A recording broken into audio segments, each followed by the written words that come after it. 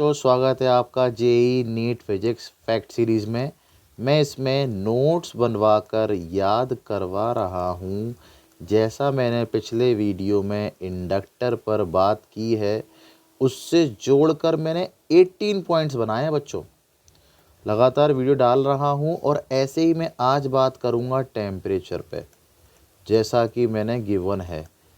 Temperature के क्या concept है, टेम्परेचर का क्या रिलेशन है प्रेशर से, वॉल्यूम से, कैसे कैसे क्वेश्चन आते हैं, क्या होता है थर्मल कंडक्टिविटी, थर्मल एक्सपेंशन, क्या होता है स्पेसिफिक हीट, इन सब को मैं आपको शॉर्ट जल्दी जल्दी और नोट्स बना के समझाने वाला हूँ। ठीक है, तो शुरू करें। चलो, तो चलिए शुरू करते हैं नोट्स के साथ।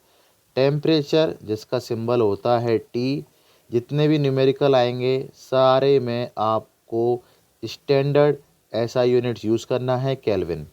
होता क्या है कि आपको न्यूमेरिकल में 20 डिग्री सेल्सियस दे दिया, कभी 32 फ़ारेनहाइट दे दिया, ये वैल्यूज़ मिल जाती हैं, तो आपको इनको कन्वर्ट करना आना चाहिए केल्विन में।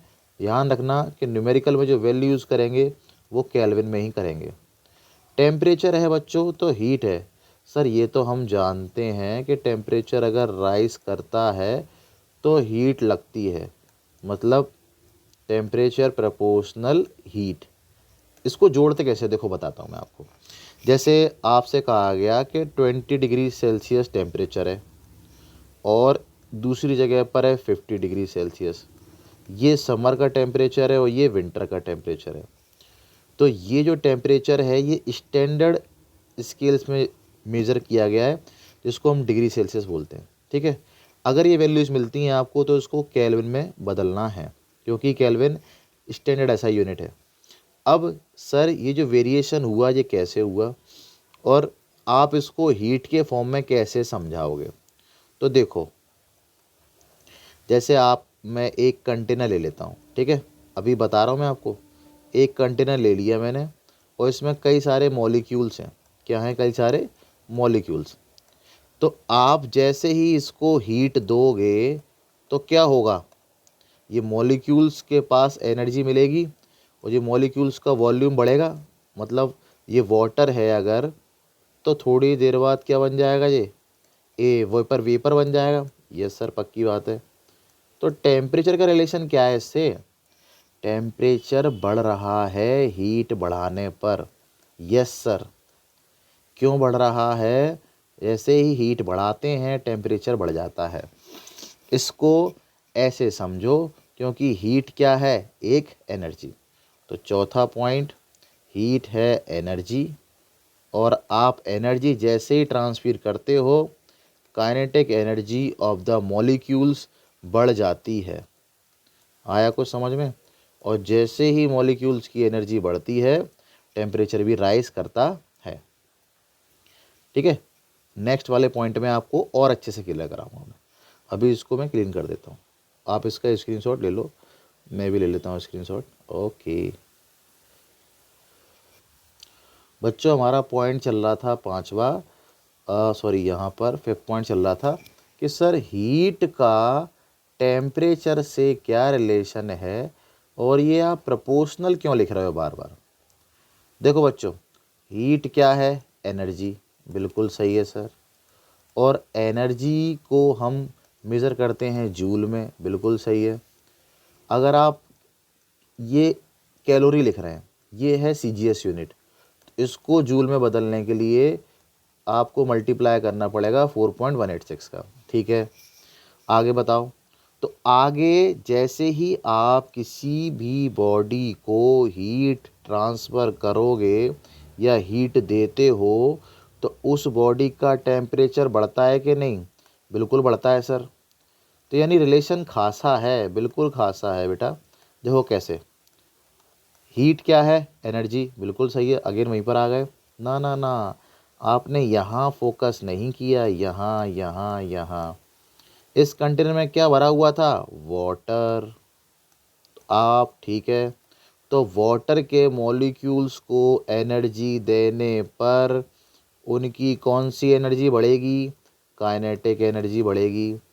तो काइनेटिक एनर्जी का मतलब हर एक मॉलिक्यूल्स में काइनेटिक एनर्जी होती है, जिसकी वजह से मोशन होता है और मोशन होने की वजह से कोलिजन होता है और टेम्परेचर राइज करता है। और अगर डेप्थ में चलें तो क्या होता है, मॉलिक्यूल्स जो हैं 7 नंबर पे, इसमें 3 टाइप की होती है एनर्जी। बेसिकली 3 टाइप के मोशन होते हैं। पहला होता है ट्रांसलेशन मोशन। चैप्टर 7 में आपको जो रोटेशनल मोशन वाला है ना, वहाँ से आपको अंदाज़ा मिलेगा। दूसरा पॉइंट है आपका, दूसरा मोशन होता है वाइब्रेशनल मोशन। ये मोशन होते हैं, ये 3 टाइप के मोशन होते हैं। और तीसरा है आपका rotational motion. Very good, rotational motion. तो ये जो होता है ट्रांसलेशन यूजुअली गैसेस में होता है, और ये वाइब्रेशनल लिक्विड में होता है और सॉलिड में होता है। ठीक है, इसको लिख लेना अच्छे से।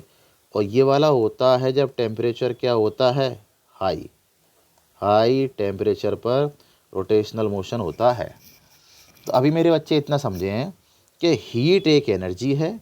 जब भी मैं किसी को हीट पास करते हैं तो उसका टेम्परेचर राइज करता है, क्योंकि उस मॉलिक्यूल्स की काइनेटिक एनर्जी बढ़ जाती है। काइनेटिक एनर्जी बढ़ने का मतलब मोशन का बढ़ना और कोलिजन होता है। तो मोशन होते हैं 3 टाइप के, ट्रांसलेशन, वाइब्रेशन और रोटेशन। इन्हीं में से कोई भी मोशन लगातार बढ़ता है, जिसकी वजह से काइनेटिक एनर्जी बढ़ती है, क्योंकि हमने उनको क्या दी है, energy. Heat is a form of energy. Good. अब मैं एनर्जी को टेम्परेचर में बताते हैं कि एनर्जी और टेम्परेचर दोनों एक ही टाइम पर कैसे बात करते हैं। अभी आप इसका स्क्रीनशॉट ले लो। गुड। देखो, जैसे मैं बता रहा हूँ, अब नेक्स्ट पॉइंट है, शायद 10 नंबर पॉइंट है कि टेम्परेचर है क्या सर। टेम्परेचर आपने सुना होगा कि 20 डिग्री 25 डिग्री सेल्सियस, ये है किसी भी बॉडी के मॉलिक्यूल्स का जो मोशन है उनका एवरेज। अच्छा, तो एवरेज मोशन या एवरेज काइनेटिक एनर्जी को कहते हैं हम टेम्परेचर। ओके। और टोटल काइनेटिक एनर्जी को हम कहते हैं हीट। आगे समझ में आपको, टोटल काइनेटिक एनर्जी हीट और एवरेज काइनेटिक एनर्जी होता है टेम्परेचर। यानी जो आपको अमाउंट दिया जा रहा है 20 डिग्री सेल्सियस, अगर इसको मैं 273 केल्विन से ऐड कर दूं तो ये बन जाएगा 293 केल्विन, जो यहाँ पर एवरेज है।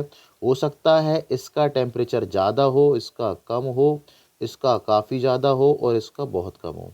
ये क्या किया, जब भी कभी डिग्री सेल्सियस में वैल्यू मिलेगी आपको कन्वर्ट करना है 273 मिला के केल्विन में। यही न्यूमेरिकल में पूछी जाती है। आगे समझ में आपको।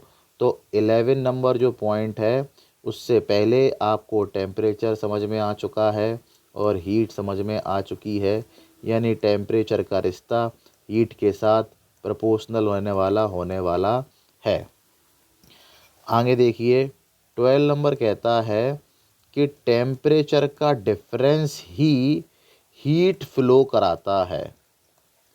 क्या फ्लो कराता है, हीट। अगर टेम्परेचर का डिफरेंस है तो हीट फ्लो होगी, और नहीं है तो नहीं होगा। अगर टेम्परेचर का डिफरेंस 0 है तो नो हीट, कोई भी हीट फ्लो नहीं होगी। आगे समझ में। ठीक है बच्चों, आगे वाली वीडियोस में फॉर्मूले बताने वाला हूँ मैं, और इसके साथ साथ बताने वाला हूँ टेम्परेचर स्केल। थैंक यू बच्चों।